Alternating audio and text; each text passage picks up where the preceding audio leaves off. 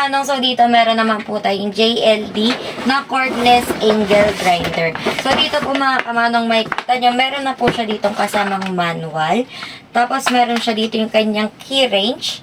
Meron na din po siya ditong handle, pati po yung kanyang bracket po para sa ating angle grinder. Tapos mga kamanong, makikita nyo po dito, meron na po siyang kasamang fast charger. Tapos yung kanyang battery na 88 volts mga kamanong.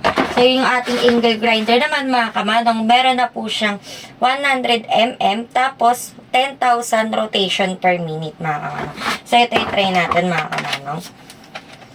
Meron na po itong tatlong speed control mga kamanong. So ito, pipindutin nyo lang yung button dito para sa kanyang speed control. So ito po yung kanyang unang.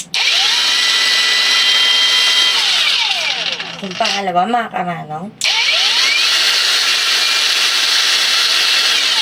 At yung pangatlo naman po.